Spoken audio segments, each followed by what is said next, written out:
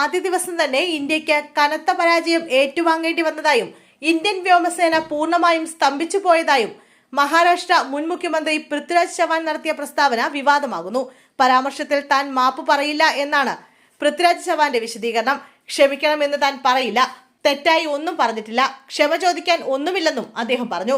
Operation സിന്ദൂറിന്റെ ആദ്യ ദിനം തന്നെ ഇന്ത്യ പരാജയപ്പെട്ടുവെന്നും സംഘർഷത്തിൽ നിരവധി ഇന്ത്യൻ വിമാനങ്ങൾ പാകിസ്ഥാൻ വെടിവെച്ചിട്ടു എന്നുമായിരുന്നു ചവാൻ പറഞ്ഞത്.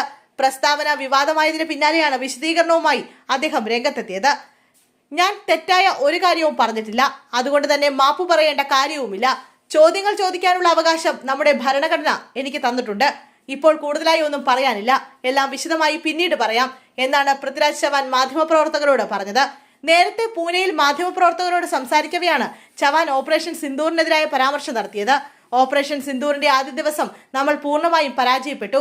മെയ് 7 നടന്ന അരമണിക്കൂർ നീണ്ട വ്യോമാക്രമണത്തിൽ ആളുകൾ അംഗീകരിച്ചാലും ഇല്ലെങ്കിലും നമ്മൾ പൂർണ്ണമായും പരാജയപ്പെട്ടു. ഇന്ത്യൻ വിമാനങ്ങൾ വെടിവെച്ചു വീഴ്ത്തി. യുദ്ധത്തിൽ നഷ്ടങ്ങൾ ഉണ്ടാവുക സാധാരണമാണ്. എന്നാൽ സർക്കാർ ചില വസ്തുതകൾ മറച്ചുവെക്കുകയാണ്. സത്യം പുറത്തുവരുന്നത് സർക്കാർ തടയുകയാണ്. BJPയുടെ വിജയരഹസ്യം തേടിയുള്ള അന്വേഷണം തുടരുമെന്നും വോട്ടിംഗ് യന്ത്രങ്ങളുടെ സുതാര്യതയിൽ വലിയ സംശയമുണ്ടെന്നും പൃഥ്വിരാജ് ചവാൻ പറഞ്ഞു. പൃഥ്വിരാജ് ചവാന്റെ പരാമർശത്തിനെതിരെ BJPയും ശിവസേനയും രംഗത്തെത്തിയിരുന്നു. സൈന്യത്തെ അനാദരിക്കുന്നത് കോൺഗ്രസിന്റെ ലക്ഷണമായി മാറിയിരിക്കുന്നു എന്നാണ് BJP വക്താവ് ഷഹദാസ് പുനേവാല പറഞ്ഞത്.